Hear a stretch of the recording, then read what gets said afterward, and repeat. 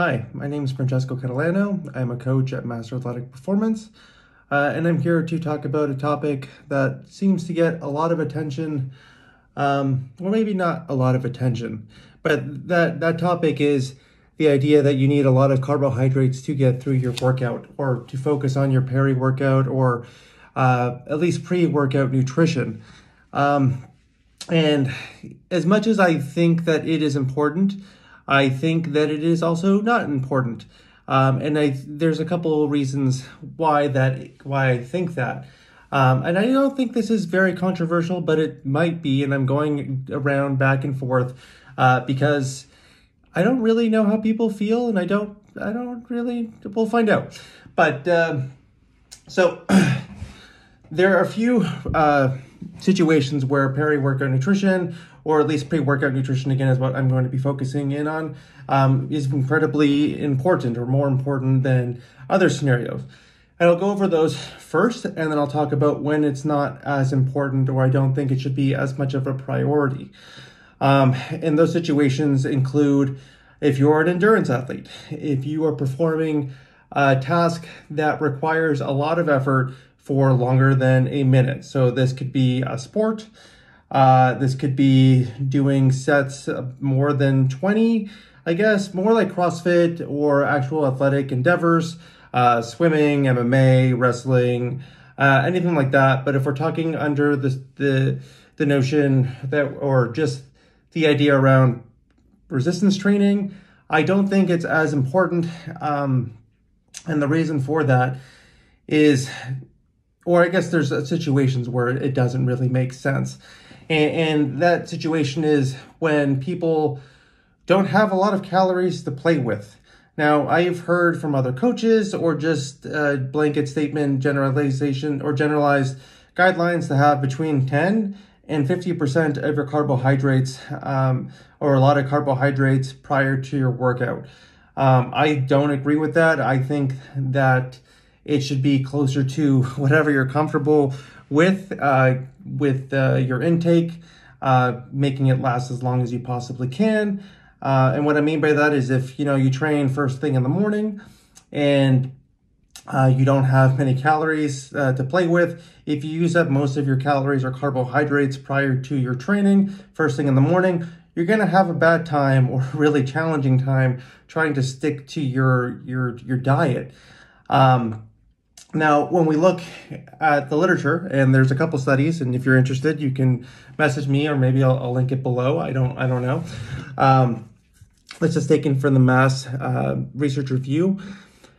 What they found was that there was almost no difference in different groups over different studies between having a carbohydrate drink or slosh versus something that didn't have any carbohydrates but had the same flavor, same viscosity, same everything without the calories.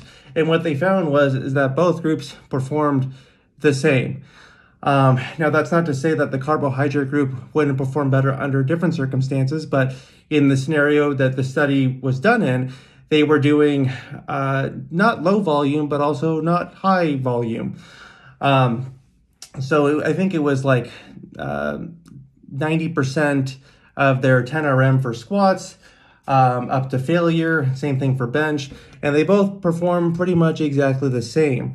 And what they concluded from asking the participants and just kind of comparing the two groups was that it was two-pronged factors that really drove their performance or maintain their performance, and it was psychological and hunger mediated. And what that means is they felt like they ate something of substance.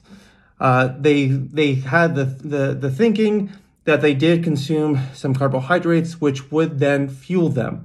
At the same time, they physically felt that they were getting something of substance in their systems. So they thought they were getting carbohydrates, and they felt like they were getting carbohydrates.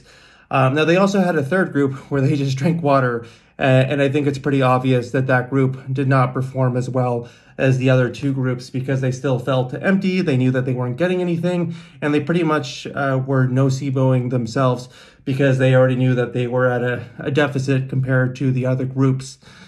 So all that to say is that it's when you don't have a lot of calories to play with, or you're doing workouts that are less than an hour long, I think it's sometimes better to eat less or try to find ways to get fewer calories in prior to your workout, or just eat enough where you can still perform well and not feel distracted, and just eat enough to feel satiated, so that your mind isn't on your stomach and you kind of can focus on actually performing well. Where I do think it's really important, again, to focus on numbers and how many.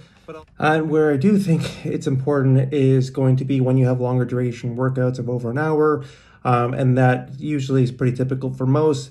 But there are a lot of people where that is not as important, or just kind of focusing on eating just enough before the workout and then having something to help continue to fuel you throughout the workout to get you to the very end. I notice with a lot of my clients that around the 60-minute mark is when they start to feel a decline in performance. They are kind of going through the motions. They feel empty. They might get, like, if they had a set of 10, the first 5 might feel okay. And then after that, they kind of feel like they've hit a wall. And at that point, I think it can be important to kind of bring some sort of carbohydrate drink, like a Gatorade or maltodextrin, something like that. Or even going back to, what the original study did, and this is something that I do and I'm doing now, is I'm using a flavor enhancer for my water called Mio, but there's also Crystal Light and tons of different store brands or products like that where they don't have any calories, but they do have that flavoring, change the thickness of the water, and do make you feel like you're getting something of substance. Even though I know that there's no actual calories in there, physically, I do feel like there is something there, and it does allow me to keep pushing throughout the workout and keep going without being distracted by hunger, making me feel empty, and helping me push through. And I think something that most people kind of forget, or at least powerlifters and weightlifters and just recreational weightlifting enthusiasts forget, is that we don't really use that many carbohydrates when we're training. We don't use much at all. And we kind of have this idea that we need to replenish glycogen pretty quickly, immediately, or we don't have any in us before we get into the training session. But that's not true. We don't use many carbohydrates. The meals prior to our training sessions and the meals after do an adequate job, and they get in there pretty quickly enough to restore glycogen stores. So as much as I'd like to say that it is very important, I think it's very situational as to who it's important for. And then when we kind of look at the numbers for how much somebody should consume for carbohydrates to have them prior to their workout, it really just depends on the type of carbohydrate. And what I mean by that is not all carbs are created equal. And I'm not saying junk food versus clean food and things like that. But 80 grams of, let's say, carbohydrates from a Gatorade, where it is a drink, may not be as filling to get them towards the end of their workout compared to a whole food meal or something that is more, requires a little bit more mastication, chewing, just feeling full in your stomach. It kind of just goes right through you versus, like, let's say a bowl of oatmeal would.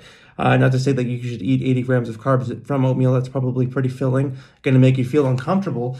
But I do think the type of carbohydrate that you're consuming is important to kind of just be conscious of to help get you through your workout. So all of that to say is that pre-workout nutrition may not be for everybody, and it's just more about feeling satiated and a little bit full going into your session for most. Even to kind of help you power through a workout. But if you're doing longer duration workouts, you're doing very high volume workouts, things of that nature, I think it is important to kind of make sure you're getting some carbohydrates. How much? Well, I don't like to give numbers. I think it's very important to just kind of do trial and error, start low and then kind of build up. And if you're trying to diet, trying to make sure that you're fueling for performance, but not also taking away from the rest of the calories for the rest of the day, because that will lead to hunger and difficult adherence long term. But that's all I got. If you have questions or things that I missed, I apologize. I kind of just didn't really write any notes. Well, I have some notes, but I kind of just went on a tangent and tried to see what would come out. So again, my name is Francesco Catalano, and I am a coach at Master Athletic Performance. And if you want to work with me, just send me a message, email me. I'll probably put that down below wherever I end up posting this. See you guys.